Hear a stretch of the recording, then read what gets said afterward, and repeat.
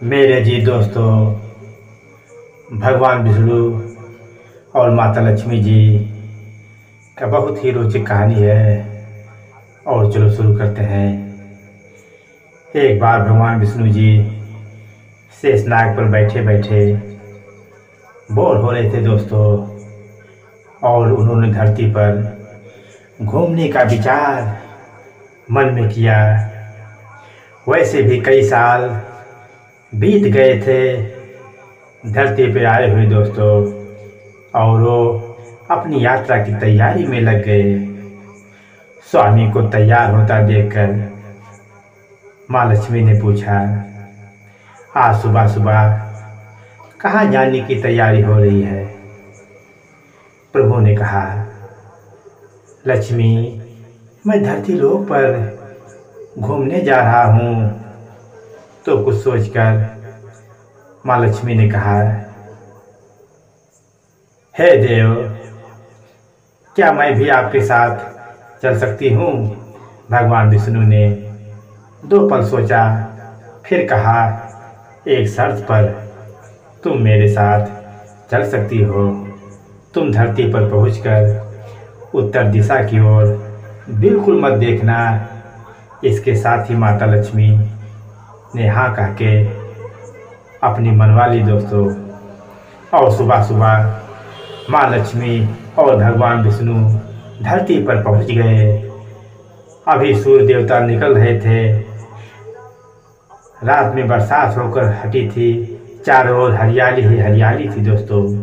उस समय चारों ओर बहुत ही शांति थी, बहुत ही सुकून था, और धरती बहुत ही रमणीक लग रही थी।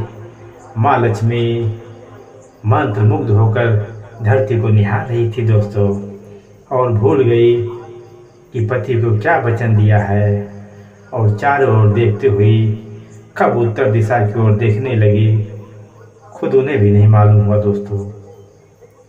उत्तर दिशा में माँ लक्ष्मी को एक बहुत ही सुंदर बगीचा नजर आया, और उस तरफ से भीनी भीनी खुशबू आ रही थी दोस्तों। बहुत ही सुंदर सुंदर फूल खिले थे। यह एक फूलों का खेत था, और माँ लक्ष्मी बिना सोचे समझे उस खेत में गई और एक सुंदर सा फूल तोड़ लाई। लेकिन यह क्या, जब माँ लक्ष्मी भगवान विष्णु के पास वापस आई तो भगवान विष्णु की आंखों में आंसू थे, और प्रभु ने माँ लक्ष्मी को कहा कि कभी भी किसी से बिना पूछे उसका कुछ भी नहीं लेना चाहिए दोस्तों। और साथ ही अपना वचन भी याद दिलाया उनको। माँ लक्ष्मी को अपनी भूल का पता चला तो उन्होंने भगवान विष्णु से इस भूल की माफ़ी मांगी। तो प्रभु ने कहा कि जो तुमने भूल की है उसकी सज़ा तो तुम्हें ज़रूर मिलेगी। जिस माली के खेत से तुमने फूल तोड़ा है, यह एक प्रकार की चोरी मानी जाएगी। इसलिए अब तुम 3 साल तक माली के घर नौकर बनकर रहो। उसके बाद मैं तुम्हें वैकुंठ में वापस बुलाऊंगा।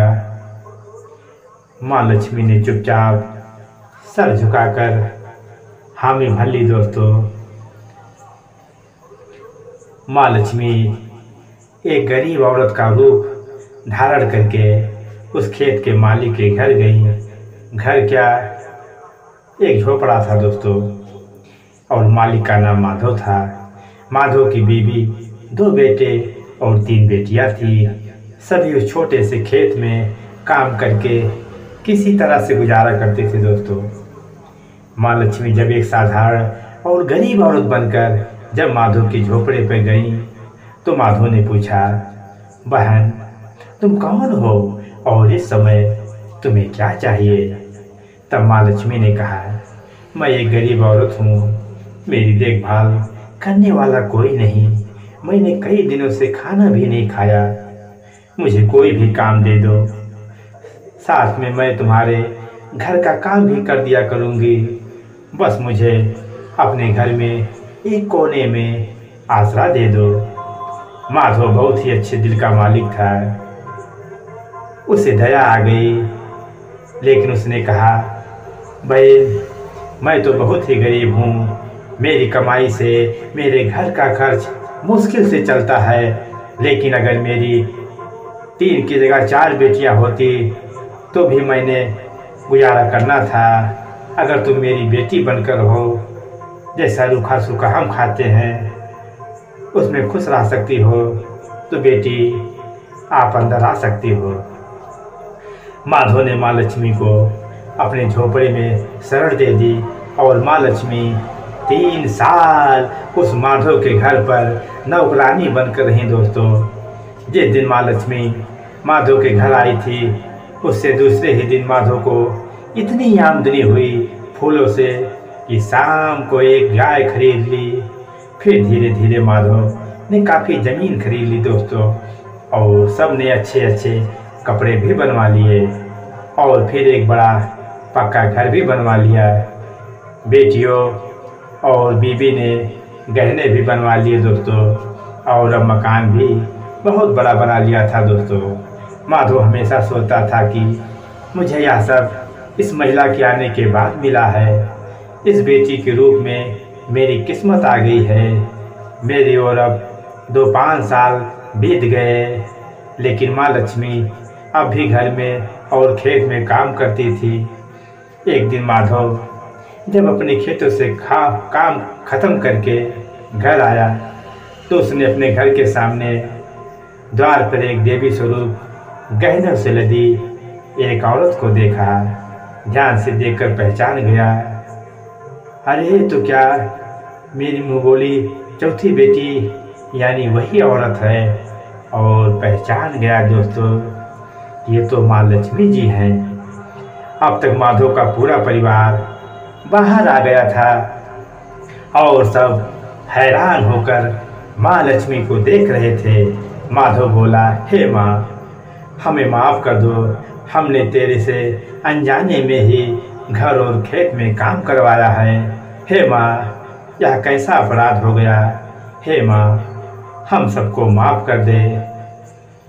माँ लक्ष्मी मुस्कुराई और बोली, हे माधव, तुम बहुत ही अच्छे और दयालु व्यक्ति हो। तुमने मुझे अपनी बेटी की तरह से रखा, अपने परिवार के सदस्यों की तरह से रखा। इसके बदले में मैं तुम्हें वरदान देती हूँ, आशीर्वाद देती हूँ कि तुम्हारे पास कभी भी खुशियों की और धन की कोई कमी नहीं होगी। तुम्हें सारे सुख मिलेंगे, ऐश्वर्य मिलेगा, जिसके तुम सच में हकदार हो। और फिर माँ अपने स्वामी के द्वारा भेजे रथ में बैठकर दोस्तों बैकुंठपुरी चली गई।